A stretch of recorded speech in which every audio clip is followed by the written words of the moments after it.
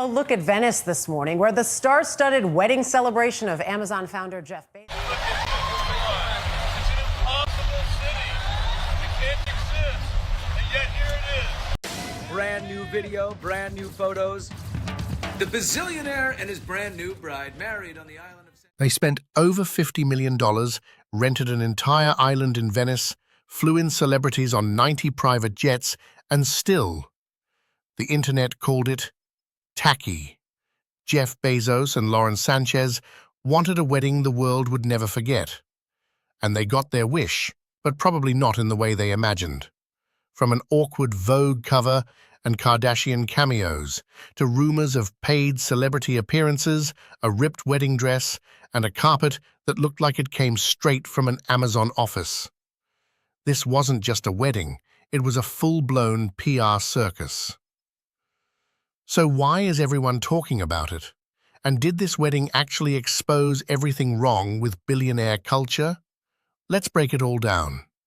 Because this wasn't just cringe, it might have been a disaster in disguise. From the moment the first drone shot hit the internet, something felt staged. Lauren Sánchez didn't just marry one of the richest men alive, she stepped into a new identity. Just days before the ceremony, she scrubbed her entire Instagram, leaving only 2 carefully curated posts. The message was clear. This wasn't just a wedding, it was a rebranding. Gone was the former news anchor. In her place, a wannabe celebrity, styled like a Kardashian, promoted like a product launch. And Jeff? He wasn't the tech mogul hiding behind spreadsheets anymore.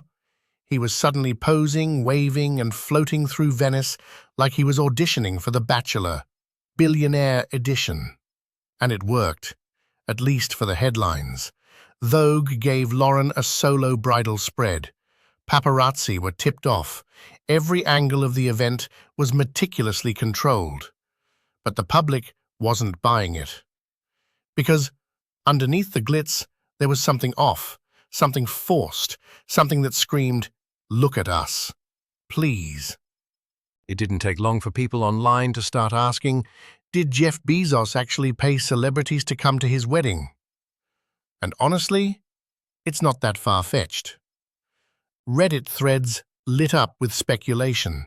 People weren't just wondering who showed up, they were questioning why. Sydney Sweeney, Leonardo DiCaprio, Tom Brady, Usher, the Kardashians, Oprah, Jerry Seinfeld, all on the guest list, and yet most of them looked like they were attending a press conference, not a celebration. Some claimed it wasn't a direct payout, but that luxury travel and 5-star lodging were likely comped. When you're worth nearly $200 billion, flying in 200 A-listers on private jets is just another line item. As one commenter put it, even if they weren't paid, the favors alone must be spectacular. But here's where it gets really awkward. Instead of radiating joy, many of these celebrities looked stiff, even embarrassed. There were no genuine group moments, no candid laughs, no real signs that these people even knew each other. It felt like a Hollywood green screen event, everything perfect on paper, but completely lifeless up close. And that only fueled more suspicion. Was this wedding a party or a performance? There he was. Leonardo DiCaprio, the face of climate activism, the guy who narrated Before the Flood, now ducking his head beneath a black baseball cap, trying not to be seen. At Jeff Bezos's $50 million private jet-packed wedding. And the internet? It went off. This wasn't just some minor contradiction. This was full-blown hypocrisy in high definition. Leonardo has spent years warning us about rising sea levels, carbon footprints, and the dangers of unchecked billionaire consumption. Yet here he was, rubbing shoulders with the very people driving that narrative into the ground. One person joked, "Save the planet, unless there's free champagne and a Vogue photographer."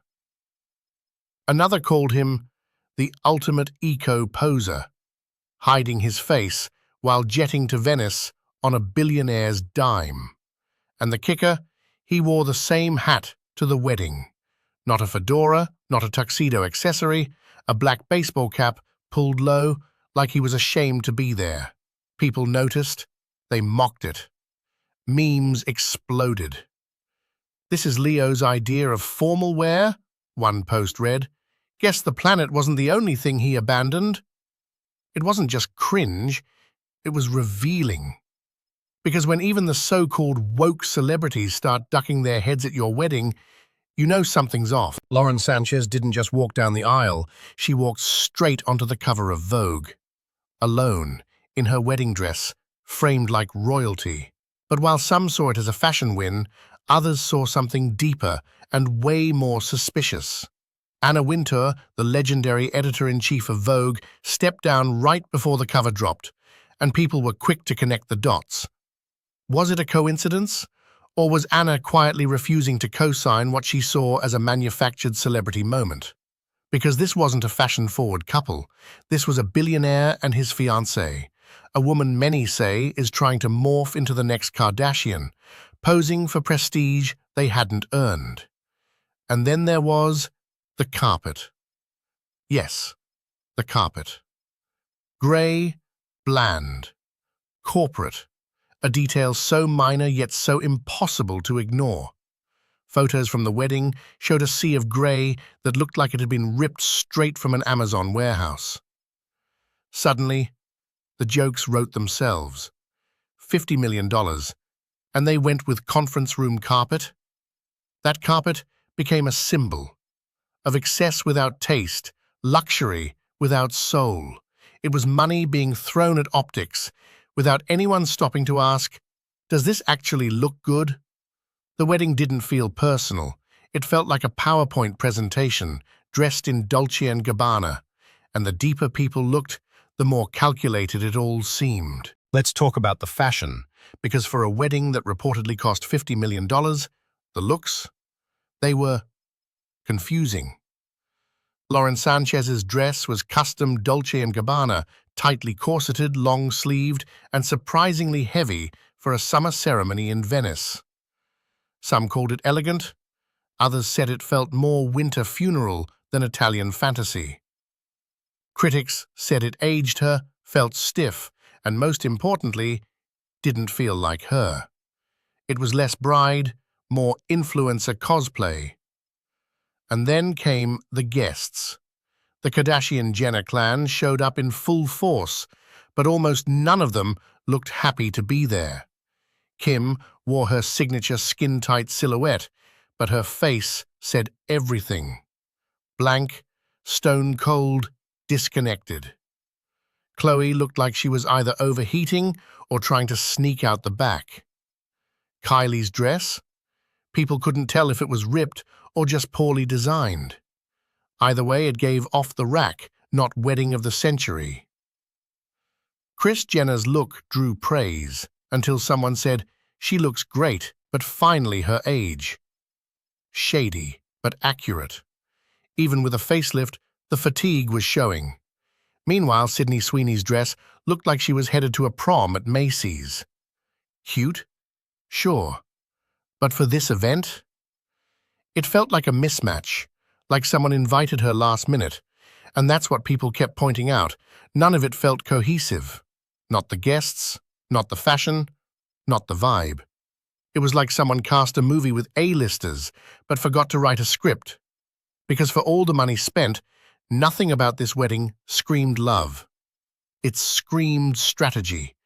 When you look at the guest list, it starts to feel less like a wedding and more like a press event. Oprah, DiCaprio, Usher, Seinfeld, Sydney Sweeney, Tom Brady, Ellie Goulding, the Kardashians, the Jenners, even Ivanka Trump showed up. What do all of these people have in common? Absolutely nothing. There's no real through line, no shared history, no overlapping circles. It wasn't a gathering of close friends, it was a collection of headlines, a lineup curated not for connection, but for cameras. It raised a question that more and more people started to ask. Do these people even know the bride and groom? The vibe felt awkward. Interactions were minimal. Smiles were forced. It was as if everyone showed up, got their photo taken, and then counted down the minutes until they could get back on their jet. And if Lauren and Jeff were aiming for intimacy or authenticity, they missed. This wasn't a celebration of love, it was a launch party, the start of a new celebrity brand, carefully manufactured with every element scripted for social media and legacy press. They weren't trying to be private. They weren't even trying to be exclusive. They were trying to be famous.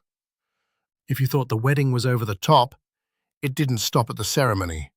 Just days after tying the knot, Lauren Sánchez showed off a massive new ring, an upgrade that made her original pink diamond look like a warm-up act.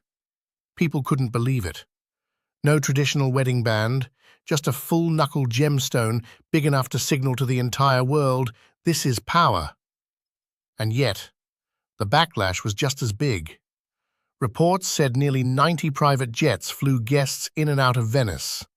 One tracker showed Kim Kardashian's return flight to LA alone cost around $33,000, not including the carbon footprint, of course. All this while regular people are out here arguing over student loans, school lunches, and basic health care. The contrast was brutal. The internet lit up with comments like, "This is what happens when the rich run out of hobbies. Tacky is back, and richer than ever." The money spent on this wedding could have changed lives. Instead, it bought a carpet and some Instagram posts. One viral post summed it up.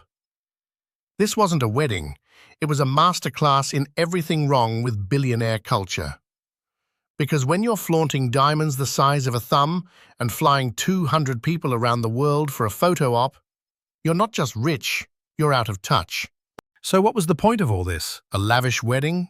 A celebrity stunt? Or something deeper? Many believe Jeff Bezos and Lauren Sánchez aren't just celebrating love, they're launching themselves into a new spotlight. Lauren, once a TV host, is stepping into the realm of celebrity influencers and socialites. Jeff, the tech titan, is trying on the cool billionaire persona, one that's more about headlines than hard work. But the public isn't easily fooled. People see through the PR, the lavish spending, the awkward guest list, and the forced smiles. The luxury felt hollow, the spectacle tired, and the backlash unavoidable. Because in a world where billions struggle for basic needs, a $50 million wedding isn't just a party, it's a statement. One that says money can buy almost anything, but not respect. So here's the question for you. Is this the future of fame? Billionaires crafting celebrity brands with diamond rings and private islands? Or is it just a passing phase, a desperate act to stay relevant in a world that's growing more skeptical by the day? Tell me what you think in the comments below.